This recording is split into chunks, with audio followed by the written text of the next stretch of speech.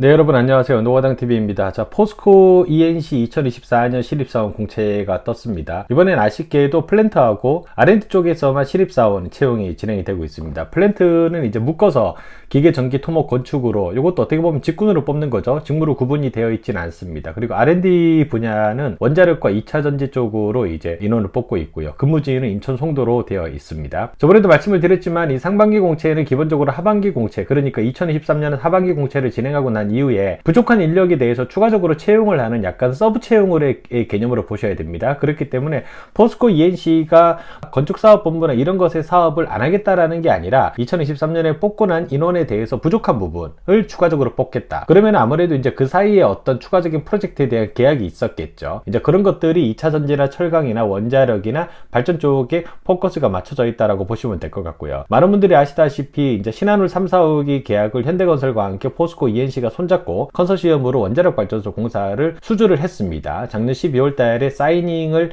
했죠. 그러니까 이제 원자력 발전소와 관련된 인원들이 필요하다라고 해서 이번에 발전과 원자력 쪽으로 인원을 뽑고 있습니다. 이게 근무지가 다만 이제 포항 광양으로 되어 있는데 이게 아니라 강원도 쪽이죠. 그래서 아마 근무지가 조금 오류가 있는 게 아닌가라는 생각을 합니다. 일단 여기 수행 가능 업무에 보면은 2차 전지라는 부분이 있는데 2차 전지는 포스코 ENC 혼자서 하는 게 아니에요. 포스코 그룹 자체에서 이제 본인들이 몇십 조의 어떤 타겟을 잡아놓고 진행을 하고 있는 사업입니다. 포스코 그룹 자체가 아르헨티나하고 호주 그리고 뭐 뉴칼레도니아 그리고 인도네시아 같은 곳에서 리튬이나 이제 니켈 같은 거를 조달해서 양극재를 생산을 하고 있죠. 그러면 이걸 생산하는 생산 기지가 있어야 됩니다. 이걸 만드는 게 포스코 ENC가 담당하는 업무다라고 보시면 될 것 같아요. 그리고 두 번째 철강 부분이 있는데 기본적으로 포스코 ENC의 플랜트 사업본부가 존재하는 가장 중요한 목적이기도 합니다. 제철 플랜트, 철강 플랜트. 제철 플랜트에서 가장 중요한 거는 주요 설비입니다. 저희가 흔히 말하는 쇳물을 붓는 고로를 설치하는 설비가 가장 중요하죠. 어쨌든 제철 플랜트 쪽으로 지원을 한다 그러면은 제철 플랜트 쪽이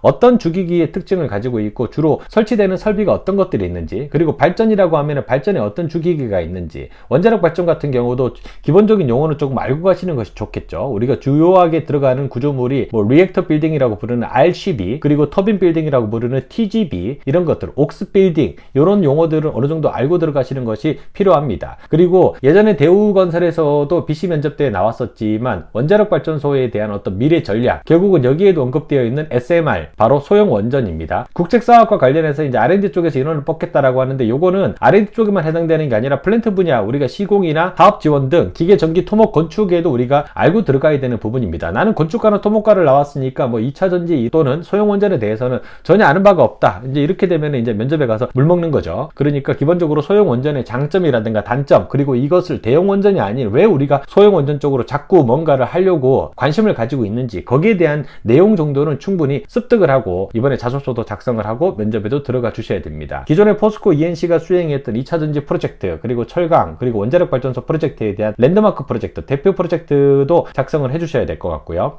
이 프로젝트를 수행하는데 포스코 ENC가 어떤 전략을 가지고 작성을 했는지, 그리고 지원을 했는지, 그리고 수주 경쟁력을 가지고 갔는지 또 알고 자소서에 거기에 지원 동기에 충분히 녹여주셔야 된다라고 보시면 될 것 같습니다. 기본적으로 포스코가 가지고 가는 전략 중에 하나가 모듈화 공법이죠. 일단은 다 만들어서 가지고 와서 현장에서 조립하겠다라고 하는 게 포스코가 현재 가지고 있는 수주 전략 중에 하나입니다. 그러면은 이런 부분들을 통해서 우리가 프로젝트에서 어떤 효과를 거둘 수 있는지, 모듈화 공법이라고 하는 게 어떤 기여를 하는지도 이제 설명이 가능해야 되겠죠. 이런 것들이 기본적으로 포스코 ENC라고 하는 회사의 플랜트에 특화돼서 지원을 하실 때 여러분들이 사전에 알고 자소서를 작성을 해주셔야 되는 부분이다라고 보시면 될 것 같습니다. 이번에도 우대사항이 안전자격 소지자가 들어가 있습니다. 기사급 이상으로. 건설안전 기사는 거의 요즘에는 모든 것에 필수가 되어 있다라고 보시면 될 것 같고요. 그리고 역시나 이번에도 영어 성적은 토익은 빠져 있습니다. 토익 스피킹이나 오픽만 이제 해당이 되는 거죠. 아직도 토익 공부를 하고 계신 분이 계시다라고 하면은 일단은 접으셔야 됩니다. 무조건 스피킹 위주의 시험 성적으로 무조건 만들어 주셔야 돼요. 항상 제가 말씀드리는 공식이 대부분의 일군 건설사에 공통적으로